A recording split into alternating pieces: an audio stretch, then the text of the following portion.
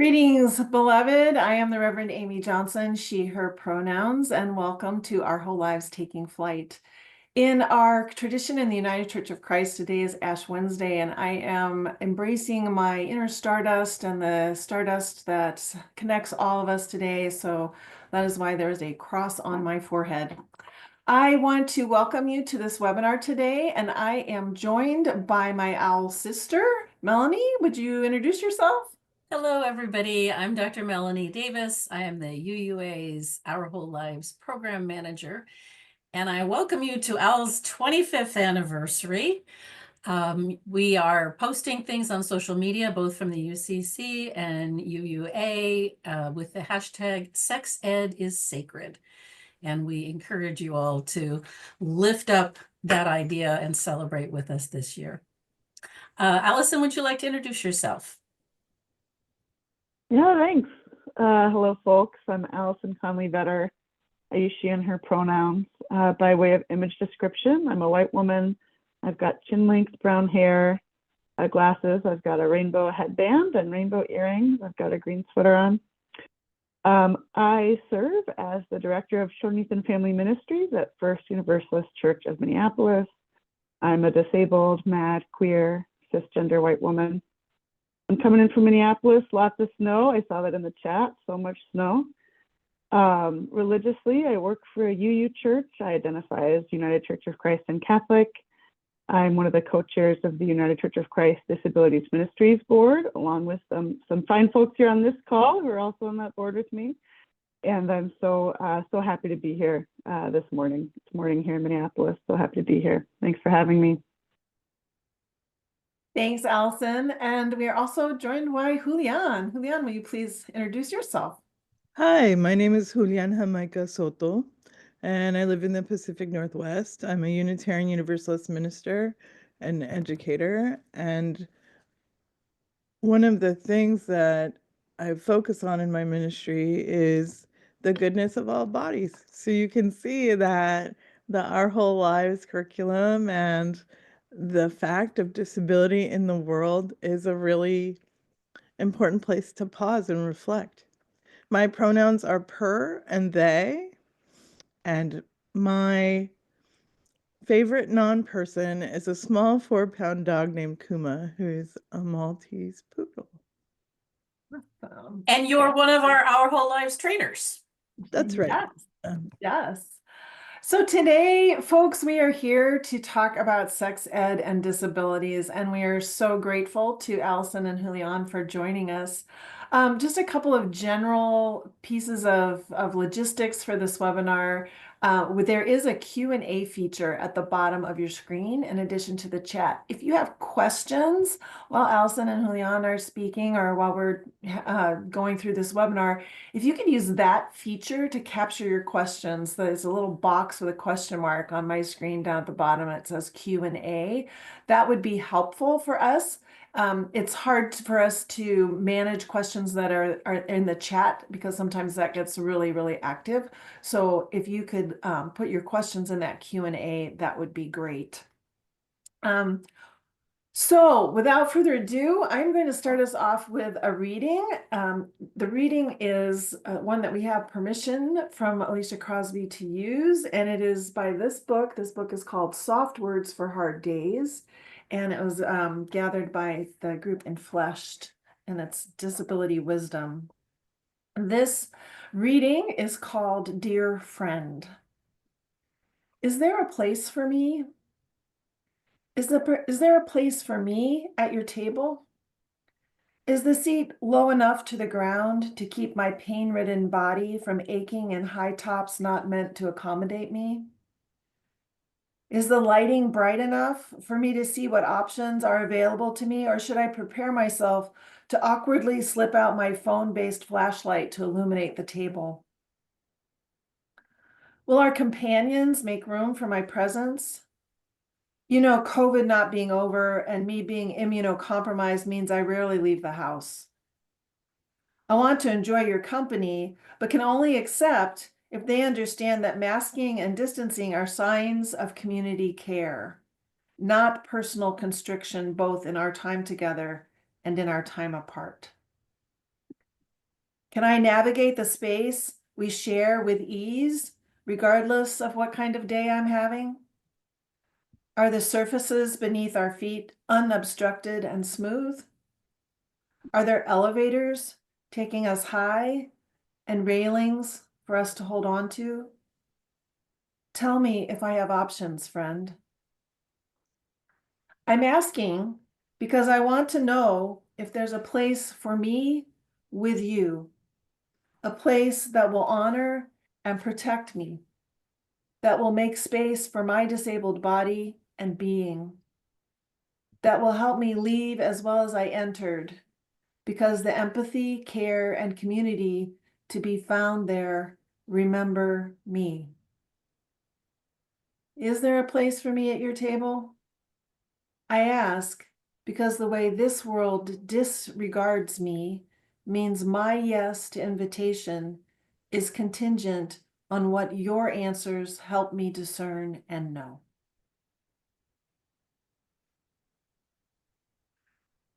Alicia wanted to join us today, but she had another commitment at Duke University, so she graciously gave us permission to share that reading, and encourage you to look up some of her amazing work that she does in this world as well.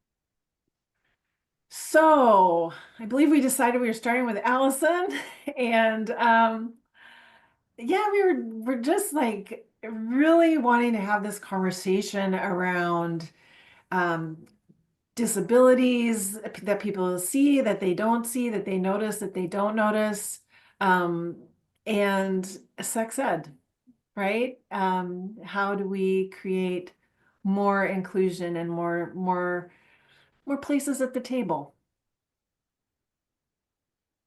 Thanks, Amy. Thanks, folks. And again, Julian, please jump in. I should also mention I'm also a trained OWL facilitator, so I've both, facilitated OWL programs, and I'm kind of oversee them in my role now. The first thing, and really the thing that I hope everybody on this call takes with them, is that you have disabled kids in your OWL program. You do. You might know it, you might not know it. So I invite you right now in your space to say out loud, I have disabled people in my OWL program. Okay, that's true. Wherever you are, it's true for you, adults, kids, elementary, adolescent. You've got disabled folks in your program. So when we say in OWL, we assume all identities are in the room. This is what we're talking about. So when we talk about disability in OWL, we're not saying, oh, those disabled people out there, how can we help them? We're talking to disabled folks in our own space. Again, this is kids, this is adults. 1 in 4 or 1 or 5 people in the world are disabled. If you've got more than 4 people in your OWL program, again, you've just got disabled folks in your program. So I want to make sure, if you take nothing else away from what I say today, I want you to know that this is relevant to you personally. This is relevant to you. This is also important because disabled people have sex. Many of them have had sex, will have sex, are sexually active. Not all, they're obviously asexual disabled folks, just like there are a lot of other asexual folks. But there's kind of this stereotype that disabled people aren't sexual beings, that disabled people aren't interested in sex, that maybe there's some disabilities that people assume most people can't have sex or can't have certain kinds of sex.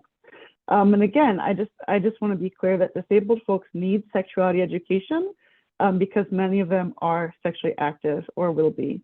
I want to be clear about that too. Another thing I want to say is that sexuality education for disabled people, and especially disabled kids, is really important because a lot of disabled kids experience abuse. Disabled adults too, but right now I'm talking about disabled kids. So disabled people worldwide are twice as likely as non-disabled folks to experience violence or neglect. Teaching disabled kids from a young age, especially thinking elementary OWL, about things like consent and body boundaries, teaching them the anatomically correct names for their body parts, modeling safe adult relationships, all of this can help kids identify and communicate abuse if it's happening to them. And when we teach adults about things like consent and body boundaries, we're also hoping that that reduces those instances of abuse in households or in other parental relationships. So this element of preventing abuse, either with kids or with adults, is really important. I also, yeah, Julian. Figure that I've seen for women with developmental disabilities, and it's probably defined traditionally along those lines, is that 99% of women with developmental disabilities will be sexually assaulted by the time they're 18. So that's like, hey, that's how it goes around here. And so it's really important for us to pause and take those intervening educational steps. Yeah, thanks, Leon. I also want to talk a little bit about the kinds of sexuality education that disabled folks deserve, which is inclusive of all genders and sexuality. According to the Human Rights Coalition, more than a third of cisgender LGBTQ adults and more than half of transgender adults are self-report having a disability, are disabled, and only compared to 1 in 4 non-LGBTQ folks who report having a disability. So again, a lot of disabled folks are part of multiple communities. Julian was talking about this earlier too. Many disabled folks, right? Disability is not kind of a monolith, and it's also not an isolated identity. I have a different experience as a white cis queer person of being disabled than other folks have with other identities they carry. So when we talk about the kinds of disability education that disabled folks deserve, it is inclusive of all sorts of genders and sexualities, because that's true about disabled people, just like it's true about anybody else, but actually at an even higher rate. So again, not only are disabled folks sexually active, but disabled folks are exploring all sorts of genders and sexualities at all ages, come from all sorts of families with different gender and sexuality identities. So it's important not only that they are taught sexuality education, but that it's inclusive of the other identities that they may be more likely to hold. I also want to say a piece about how disabled people can be OWL facilitators. Again, we talk about disability being in the room. Yeah, yay, Leon, exactly. Just like we talked about how disabled people are in the room as OWL participants, disabled folks can be in the room as OWL facilitators. In fact, some of the longest lasting OWL facilitators at my church that I work for are disabled or neurodivergent in some way. And we need more. Yeah, Claire's saying we need more disabled OWL facilitators. And this means that our OWL spaces, our OWL programs need to be accessible not only to disabled kids, but to disabled adults in a wide variety of ways in everything that means. So I want to say that too, that if you have disabled folks in your congregation who are interested in being a facilitator, and if in other reasons they feel like a good fit, support them in getting trained, support them in becoming leaders. We know that it's so important, not just to have kind of tokenized representation in our OWL facilitators, but to have facilitators who can meaningfully share their experience with disabled OWL participants is so key to see that, to feel that sort of connection and feel that sort of, know that folks are experienced in that way. Yeah, Melanie. Just breaking in here to say for people with vision challenges, we can provide the OWL curriculum in a digital format that can go through a reader. So, or whatever device somebody might be using. Also, we have had occasions now that we offer online facilitator trainings. There are very limited slots, but we have been able to reserve slots for people who cannot access in-person trainings and need online. So if anybody, has concerns around either of those issues, they can email Amy or me at owl@uua.org or owl@ucc.org, and we will provide assistance with that. Cool. Thanks, Melanie. I got a couple of things here. So those are kind of my key, like, why do we do it? What's our framework? Kind of related to the idea that OWL folks obviously can be OWL facilitators and can be amazing OWL facilitators, that we should support them, make our spaces accessible to them. I just also want to highlight like the brilliance of disabled people, right? Like the amazing insight and unique lived experience that disabled folks bring to any community, right? We know that diversity makes communities stronger, and disability is definitely one of those aspects of diversity and brilliance. So often we see disability as maybe a hard thing to accommodate. Maybe it's a challenge. Maybe it's bad. Oh, those poor disabled people. And I just really want us to kind of frame this as everybody, disabled folks, non-disabled folks, have so much to learn from disabled people, from their lived experience, from the creative and playful ways we live our lives, the ways that we've learned how to adapt, and also from the ways that we ask or are trying to ask for the things we need. So I just want to be really clear about that too, that having disabled folks participate in your program or facilitate your program isn't just a hard thing to accommodate. It's not just a burden. It's an asset. It's an asset to your program. You should want disabled folks as facilitators and participants. We will make it better. Julian, are you trying to get in and add something here? I'm just Okay, watching cool. everything. Yeah, thank you. Great. Yeah, cool. I've got some kind of with that in mind. I have a couple of like really logistical how-tos. I think often people come to conversations about disability with like very specific questions, and maybe the broad theory or theme is not really what you were looking for, but it feels really, really key to be grounded. But here's a couple kind of specifics that we can do. I think some like very basic access options is however folks are registering for your OWL program, ask about access needs on that form and assume that people are going to use that. It's really important and helpful to know about what folks' access needs are before we get into a space, before we get into a program. And you can ask what their access needs are and ask what helps you. How can we meet those? You know, if someone says they're low vision, okay, or blind, do you want materials in Braille? Do you want materials in large print? Do you want materials digitally? Asking those sorts of questions is really helpful and important. It also means because we're not perfect and we're learning and there are different reasons that sometimes you're not going to be able to accommodate people, and you have to be honest about that. There are few things that are worse than trying to get into a space that you've been told is accessible and not being able to get there, right? This is what we talk about when we say chancel, or maybe a building is accessible, but a chancel or an altar has steps to it, right? That's not really accessible. You get there and you can't preach. You get there and you can't do communion. It's the same way. It's just like we're honest about how our congregations welcome or don't welcome queer or trans folks, we have to be honest about what our congregations are and aren't doing in relation to accessibility and inclusivity. And sometimes that means you're going to have to tell a truth that you really don't like, that you really don't want to tell.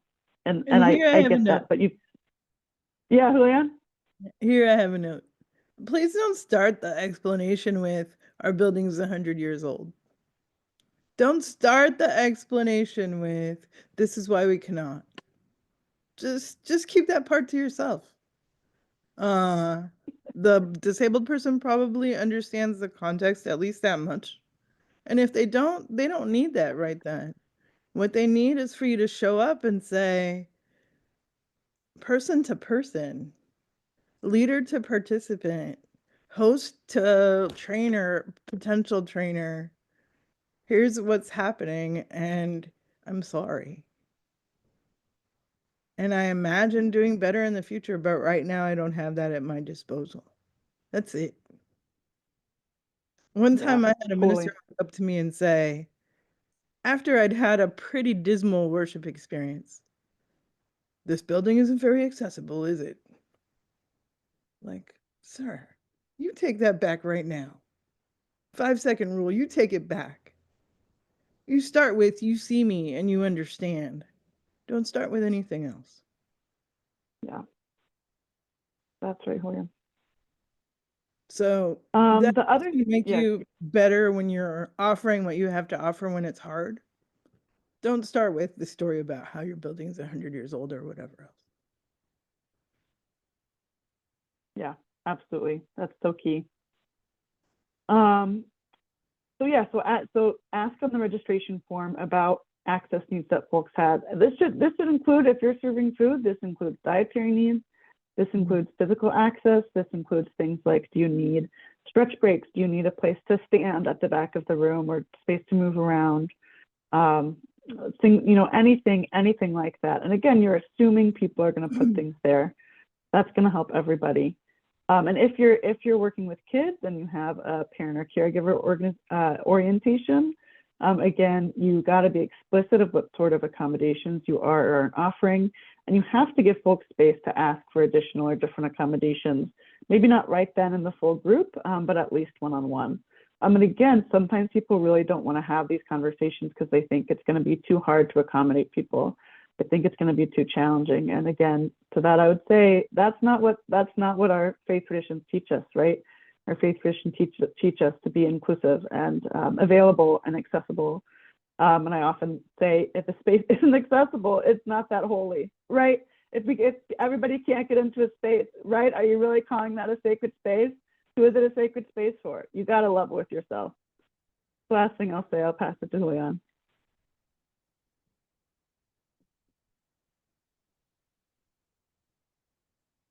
Oh, I thought you were gonna say one more thing. Well, I loved it. I loved everything Allison had to share with you. It's really phenomenal. And I think for me, what I hope is that you'll take that and be like, yes, of course. I can be the host with the most who says, oh, I'm here for you. I'm here for your cognitive thing, your body thing, your emotional thing, your nervous thing. Oh, you're mostly able-bodied and you have a thing. I'm here for that thing. Right? And then go from there to having a normal human conversation, which sounds like, oh, and you heard this before, I'm going to say it again. It's definitely pro to be like, what would be helpful?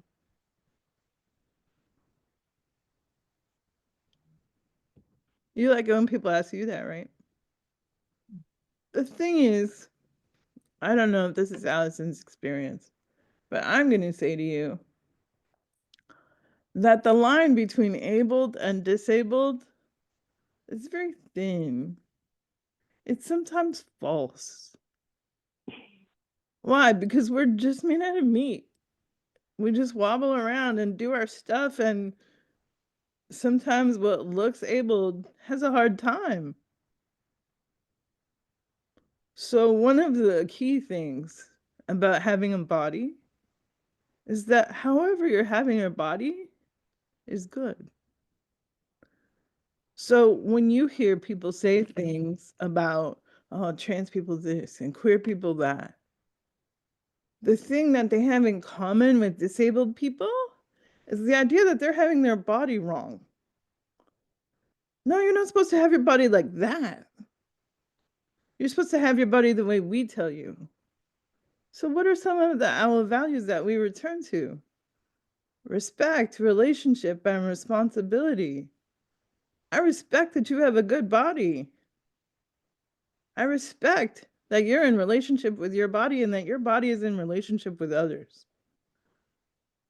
Theologically, one of the key concepts is that the human body is not a single body organism. It's not. But we learned that somewhere. And there's so many examples that remind us that that's not true. So like the aspen clone in Colorado, where it looks like individual trees, but they really live and die together. And what they do is live together. They help each other thrive. That's the same way a human body is not a single body organism.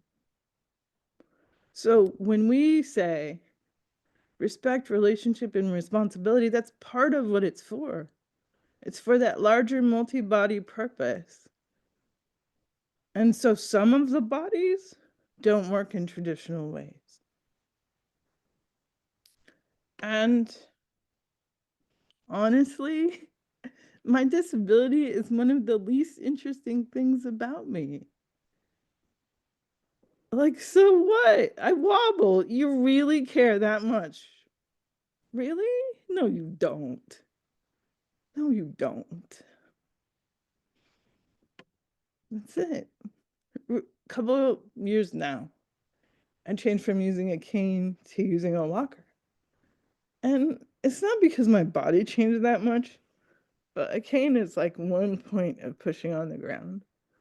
So I would be out and I would feel uncomfortable. I would have to worry so much about if I was gonna fall. So I changed to the walker and it has like, 4 points on the ground. And now I feel fine. Someone's gonna say, "Oh, I'm sorry." I'm sorry, they're gonna say. I'm sorry you had to change to something more. Do you know what? I feel funny and fine and fast. I feel steady and good. And that's such a small thing, right? In the scheme of the world. But we can give each other things like that, especially in this education, where we say over and over, it's your body, you're in charge of it, it's your job to take care of it. Here's some great information to help you take care of it. And if you're wobbly, here you go. If you need access, here you go. If you're not confident about sexual activity because of all the things, all the messages, remember the circles of sexuality? That's part of where that fits, how we talk about that.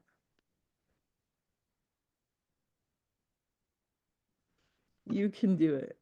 And what you're going to do is really lean in and say, like, yeah, there's things I don't know and things I do know. And what I want to make sure is that all of my participants, all of my people learning training, all of my families understand that if you have a body, that's good news. And if your body is a little wobbly or a little different, parts don't work the same as everybody else's, interesting. Also good news.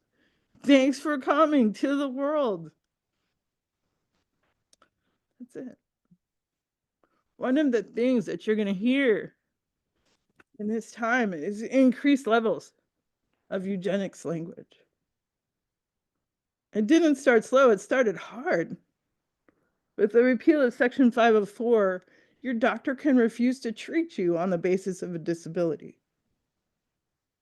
What am I supposed to hope no one ever notices for the rest of my life? That's not going to work.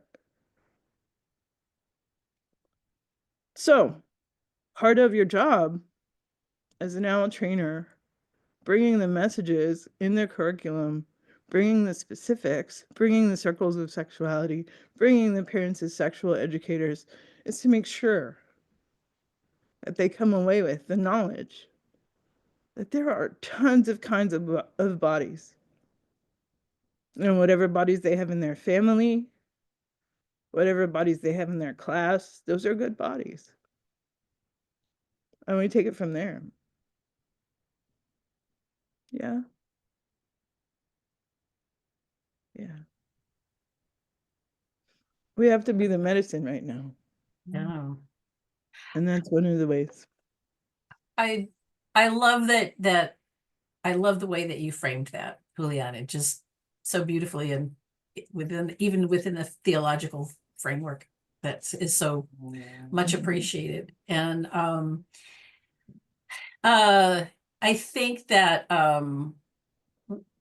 it's going to be even more important now as sex ed is leaving schools that we're going to be seen as perhaps primary resources for sexuality education, reaching an even broader audience of people who, people think, to Allison's point, people think they know who's in their congregation, but they don't really know.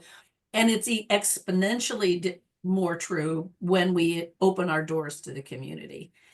So I think that you both have provided messages of inspiration and hope, that I really hope our facilitators and the program coordinators on this call and the clergy on this call will take to heart. Yeah, and I love that you can do it. We're already here. You know, let's keep going. Let's make progress. let's center people over anything else, our communities, let's make them more welcoming, more sacred, more holy. Because yeah, who are we leaving out when we ignore, when we lead with the building's 100 years old? Which leads kind of into one of the questions, and it, I mean, it could be really, really easy for us. And I know that we even have said like the curriculum isn't, curriculum is old and needs updating. But the thing is that kids are important and families are important and people are important. And so please make the accommodations that you need to have this be accessible for as many people as you possibly can right now in your programs and in your churches and congregations. I would, there was a question that was asked about what are we doing to make the curriculum more inclusive and welcoming? And I think that, as our commitment has deepened, so has our use of accountability readers to make sure that activities can work and whatnot. And a really fine example of that is with the new K1 that just came out. Dorian Solat and Marshall Miller made really intentional choices about, if you have someone in your program for whom mobility is limited, here's how to adapt this activity. Or if you have somebody with vision impairment, here's how to adapt that. We can't predict everything that somebody might need. And so to Julian's point, ask, how can we make this work for you? Ask the parents. If, you kind of have to build up trust first, but then, create an environment and adapt things. We talk all the time about how we don't want people to adapt the curriculum, but making it accessible is different from adapting the curriculum. We do want you to do what it takes to make things accessible in ways that work for the people involved, whether that's facilitators or parents attending an orientation, or you're sending out communications to parents and maybe they don't have access to a computer. How can you make things accessible to the parents and guardians as well? Yeah, and I think to your point too, Allison, about everybody's already there, and I think part of this, really a big part of this, is this like for an ableist society, right? And with able-bodied people and just the water that we are in is very ableist, right? The society that we're in, to start thinking about things differently. I mean, I'm thinking about when you're saying like on the registration forms, or what supports do you need? It could be that somebody needs you to not have snacks with peanuts. I mean, how many times have we seen that, right? There are even like, you don't even, if you go on an airplane anymore, you used to get peanuts all the time. You don't even get them anymore. It's not even a thing because it was such so many people spoke up about it that now, it's more inclusive for everyone. There's just no peanuts on airplanes. So there's so many things that we can do that make it better for everyone.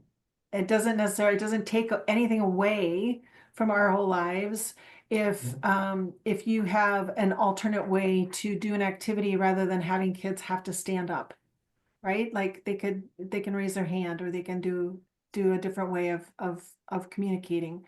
So I think that did you want to say something, Julian? Yeah, so for that one, really quickly, for example, you've seen often a privilege walk where people take one step forward and one step back. I took a training where people used M&Ms instead, and they did it in advance of me being in the training. Like, they didn't ask me. I mean, we already knew each other, so they knew, and they just fixed it for me to be able to do it easily. So that the M&Ms went in the circle, or the M&Ms? We each had a pile, and then we Okay. added one or took one away. Great. Yeah, so lots of creativity and can be there. And this is somewhere where the listserv can be helpful for you if you're needing ideas about how other people have done that before. I was talking to Allison right before this webinar about how I'd had a conversation with my brother about who works with lots of kids and making educational learning spaces in Seattle more inclusive to more kids. And his comment was that everybody walks into a room with needing certain kinds of support. Everybody does. Every child walks into or comes into any classroom. See there, I'm working on that too, my language. Every child comes into a classroom or comes into a space and needs something. So how do we create a space that is flexible enough to accommodate those things and specific enough to address what those supports and needs are in our communities? Yeah, Amy, I want to piggyback on a couple of things you said about, especially about kind of the societal piece. And the first thing I'll say is like capitalism is bad for everybody. Disabled people are just clear about it, right? Capitalism is bad for everybody. Disabled people are just clear. We know that. A lot of us can't keep up with capitalism. And some folks who can, abled folks with more privilege, that feels like you're kind of making it in a capitalist world, right? Some people do. And a lot of disabled folks, whether we're limited in our energy, we're limited in our ability to work or in the types of work we do, many of us, I know I do, know in our bodies that I can't keep up in a capitalist world. I can't keep up with it. And that's true for everybody, but it lands on different bodies differently. Another thing that I want to say about this ableism piece, Amy, is holding space for mixed ability, programs. Some folks who are able, some folks who are disabled, means that you have to be ready to interrupt ableism when you see it, right? Or when it comes up. Like, you have to be allies in solidarity with disabled folks in your class.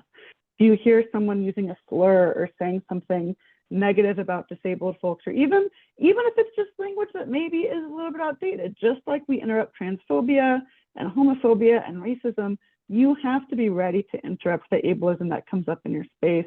And that you might not always know exactly how or exactly what's wrong, but you might be able to say, hey, that felt bad, or hey, that I wonder why you said that. It makes me think that you're saying this other thing. What did you mean here? And that's really key, like to be a good ally, especially with younger kids who can't maybe articulate these things for themselves.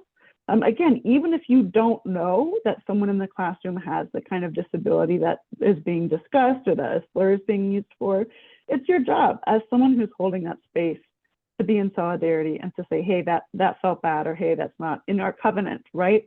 Working these sorts of things into covenant. This is how we talk. This is how we treat people. So I just wanted to say that too. And I think the that's last really little thing. Oh yeah, Julian, please.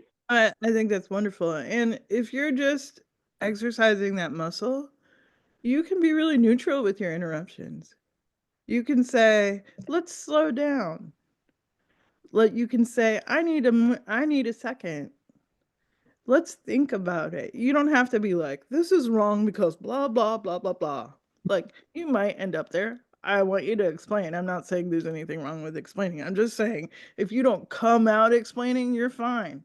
If you feel it in your spirit, just say something. Say, let's talk about the Red Sox. Whatever you want to say, right? Because harm must stop.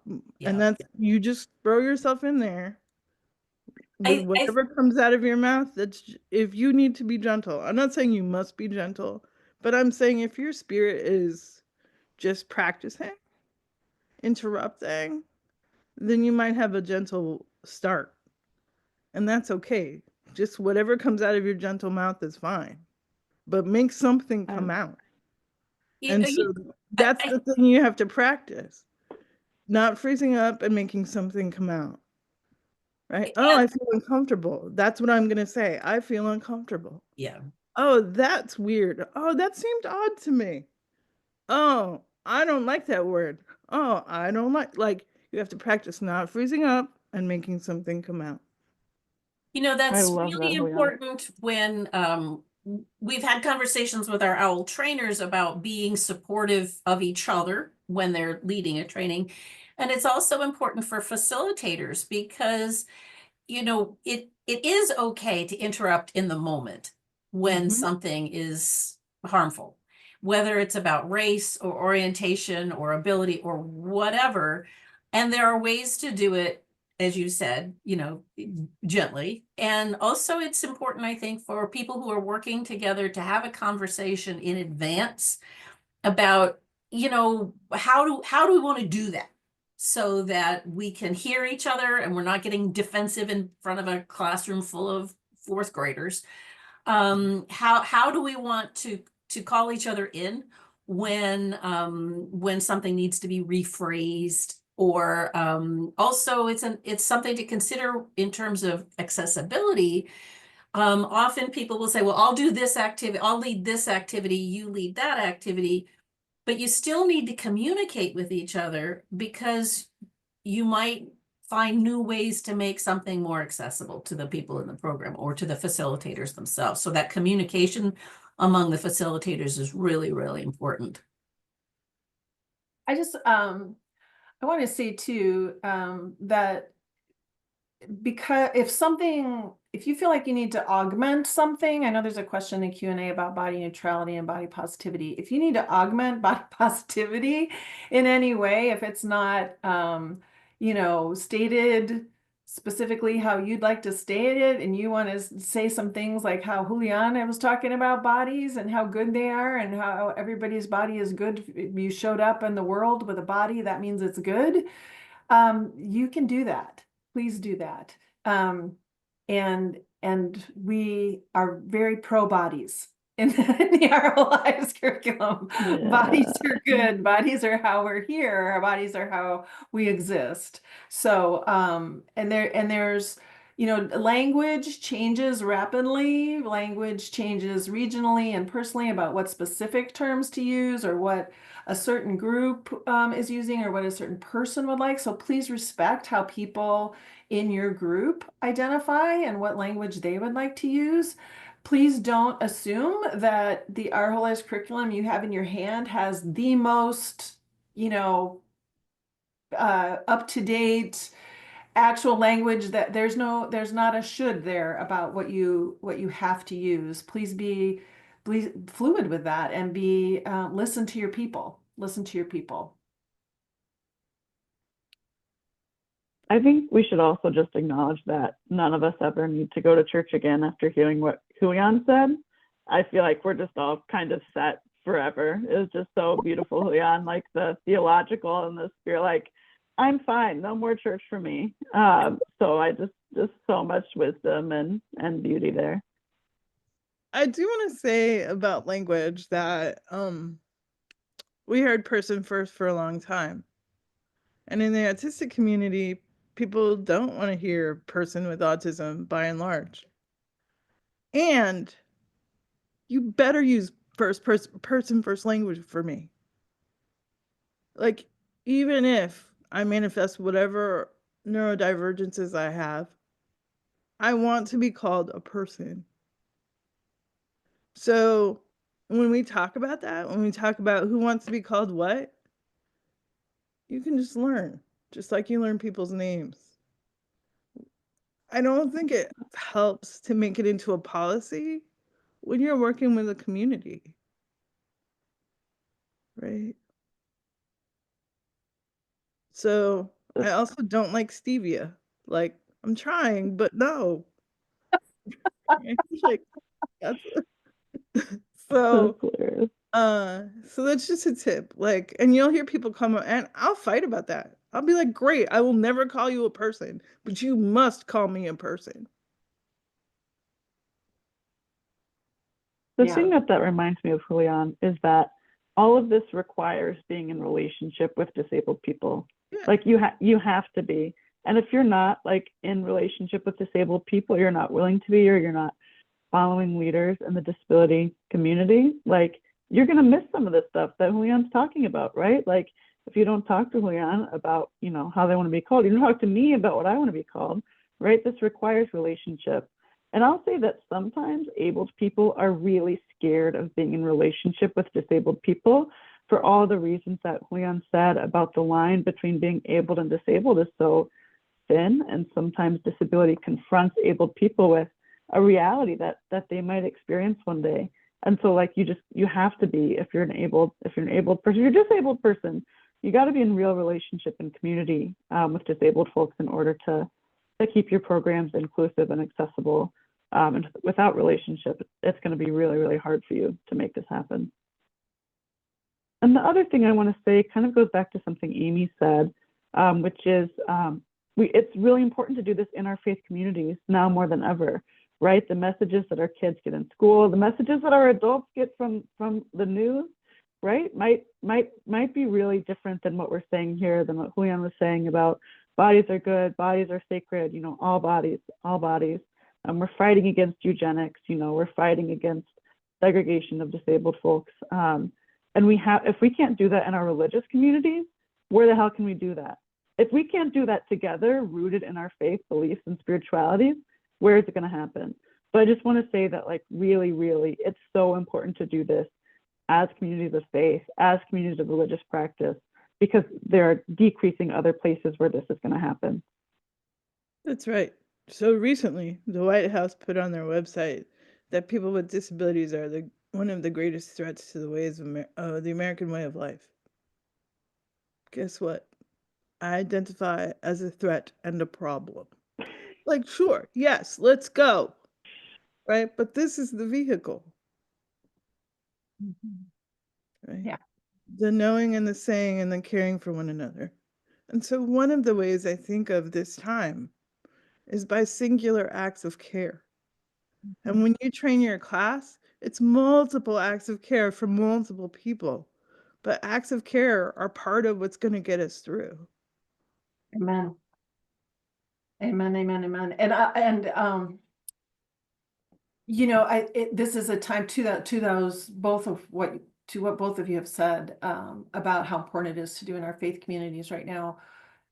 I'm thinking about how it's just so not okay to be neutral right now. Just not. We have to be intentionally loud, intentionally specific, intentionally. I mean, I continually personally fight with my local church, and I'm not the pastor there, but I continually fight with them around don't say stand if you are able, say rise and body your spirit. Please just say rise and body your spirit. And that and there, you know, there's other things you can say too, but you're not letting go of that, right? Not letting go, continuing to say there's these small things that we can do, these small acts of care that add up to be really the resistance right now to dehumanization, to shame, to stigma, which we know can be fatal. Shame and stigma can be fatal. And now we're seeing policies around that. So it's so important for us to use our voices, our whatever privileges we have, our places in society, whatever we have to make noise about this, and um, to be intentionally in the forefront of these conversations. You know, I think to your point, Amy, so many of our congregations get wedded to, but we've always done it this way. We've always had owl in this special owl room, or we've always held hands at during the closing words or benediction, and that's not always accessible, right? So we need to be really super flexible about not only our spaces, but our practices. So when we encourage people to create an opening ritual for their owl classes to integrate the faith parts in our settings, you know, maybe that doesn't include lighting a chalice if you've got somebody who has asthma or whatever, you know, I mean, but really thinking about what we can do for our people, regardless of what we used to always do. I You know know, we're getting towards the end of, yeah, go ahead, Go Julian. ahead. No, you go. I was just saying, I know we're getting towards the end of our time, and something that I always try to lift up as a white disabled person is the especially the Black, queer, and trans communities and communities of color who've been at the forefront of the disability justice movement for a long time. So I have some resources that we'll drop in the chat, but especially for folks who are white, especially for folks with privilege, I really encourage you to check out the 10 Principles of Disability Justice from Simpson Ballard, and just generally the work of queer and trans disabled folks of color who are leading the movements to which I am accountable and from which I have learned. So I just want to be clear, the folks who often get the most airtime and face time in disability movements are folks with privilege, white folks, cis folks, rich folks. And I just want to be really clear that those are not the people that I am primarily listening to, or that I try to primarily listen to, or to whom I'm accountable.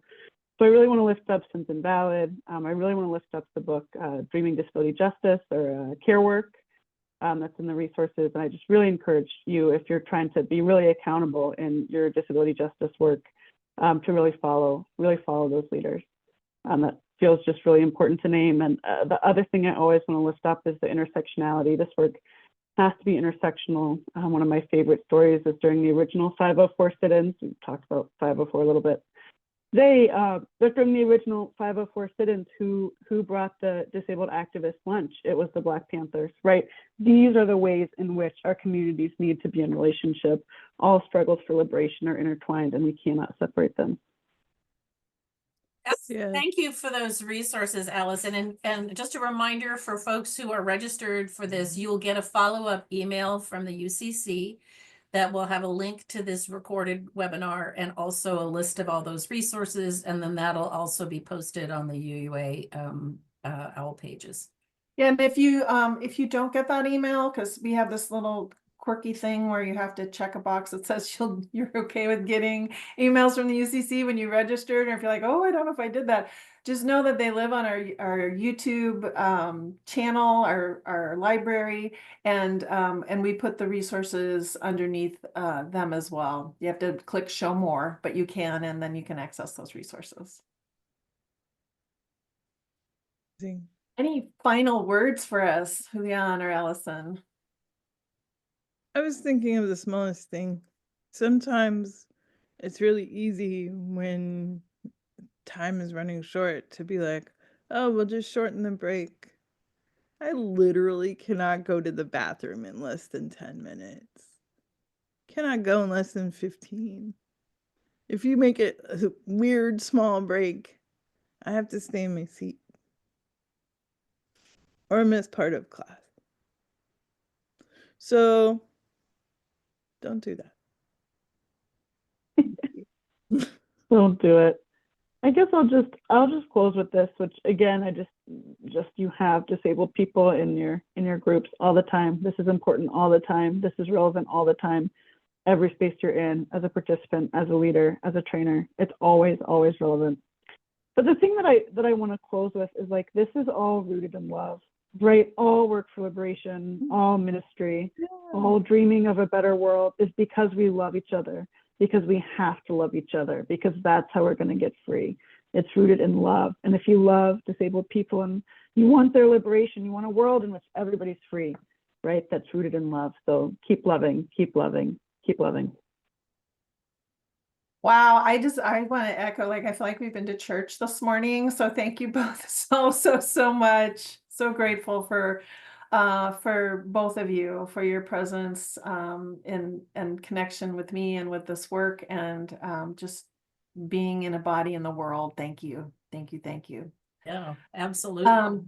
Next month in April, April is Sexual Assault Awareness Month, and we will have with us Shale Norris, who is the executive founding director of an organization called Safe Bay. BAE means Before Anyone Else, and it's a peer-led program about healthy relationships and understanding different dynamics about that. So we will look forward to having a great conversation with Shale, and Andrea just put the link in the chat for that registration if you'd like to register. And if you are watching this after time and before April and you want to register, know that that registration link will be up on our OWL websites at the UCC and UUA shortly. And remember to celebrate Owl's 25th anniversary with us. The hashtag Sex Ed is Sacred. We will have a presence at both General Assembly in June and the UCC Synod in July. At General Assembly, Amy and I are going to have 7 minutes of airtime on Friday during General Session 3. And we will be showing a video about OWL and its impact. And then that will be followed at 4 o'clock with a free reception for all takers who happen to be present at General Assembly. So we have things planned throughout the year, and it's a big deal that we have been sharing this ministry for 25 years. That this is I believe it's probably a unique partnership to have 2 religious organizations doing this type of work. And Amy and I are so proud of not only the program, but also all of you, all of our trainers, all of our facilitators, all of our guests on the webinars who are educating people. This is truly a collaborative effort.